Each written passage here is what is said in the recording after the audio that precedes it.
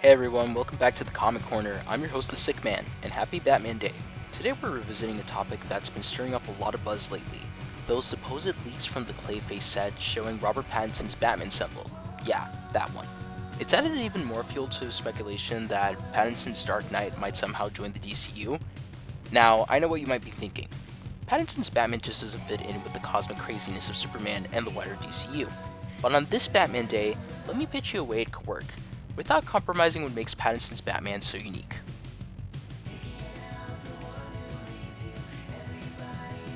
One of the biggest mistakes from the Snyderverse was making Batman and Superman so far apart in age and career. Pattinson's Batman is about 2 years into his vigilante detective career, while Superman is at the start of his DCU journey. Now, it's already been roughly 3 years in when Superman takes place, and most comics and adaptations keep Batman and Superman close in age. Usually, Batman's a few years older, but their similar ages help explain their friendly, complex relationship. Keeping this alignment in the DCU preserves that dynamic that makes interactions more believable. James Gunn has a history of misleading audiences with big announcements that don't pan out as expected. When the Suicide Squad was announced, Gunn introduced a huge cast, including Pete Davidson as Blackguard, Michael Rooker as Savant, Phil LeBourg as Javelin, and many more, only to kill off most of them within the opening scenes.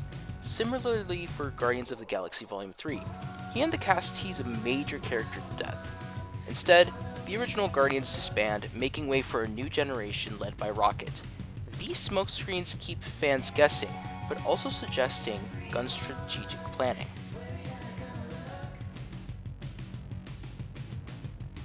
Originally, a Clayface project was announced as part of Matt Reeves' Batman universe, tied closely to the Batman and the Penguin.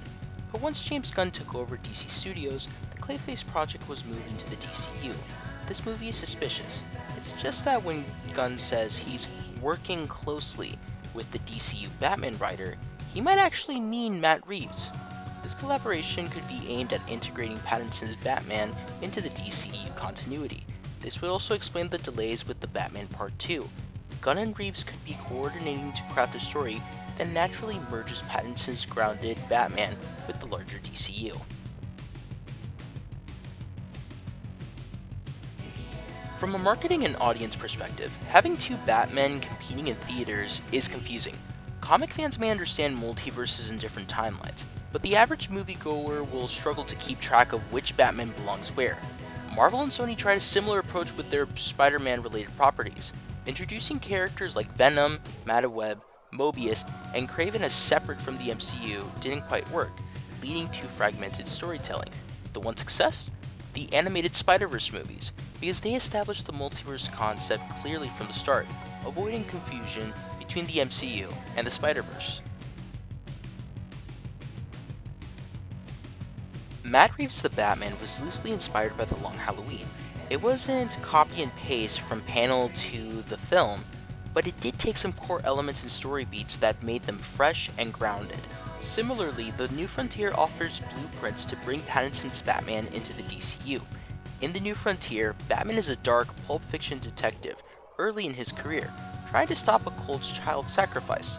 The child is scared of Batman, not because he's evil, but because his reputation as a fighting vigilante still unsettles the city. The moment forces Batman to rethink his approach, evolving from a shadowy figure into a more hopeful, heroic symbol, reflected in his shift from dark costumes to colorful blue and gray. Now imagine this. For the Batman Part 2, Batman is battling the main villain, whether it's Joker, Mr. Freeze, or whoever ultimately takes the spot. For the sake of this story, let's say it's Joker during one confrontation. The villain reveals they've kidnapped a child, forcing Batman to choose between saving the child or stopping the villain's chaos. Batman rescues the child, but the kid is terrified. Gotham is still raw from recent traumas like the Riddler's attacks and flooding. Rumors swirl that Batman's violent image may have contributed. One of the Riddler's followers even quotes Batman's "I'm vengeance" line, stoking fear. This shakes Batman to his core. He realizes that inspiring fear alone isn't enough. He updates his suit to something sleeker and less intimidating, maybe more classic in style, and softens his image while staying committed to justice. This evolution opens the door for Batman to expand beyond Gotham and join Superman and the Justice League, naturally weaving Pattinson's Batman into the DCU fabric.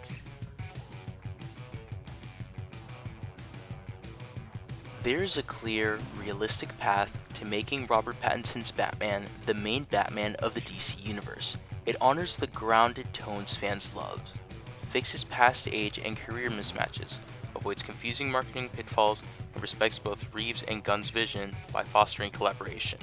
The key is to evolve Batman's character in a way that feels earned and natural, drawing inspiration from The New Frontier and Long Halloween, while creating opportunities for teamwork and growth within the larger DCU.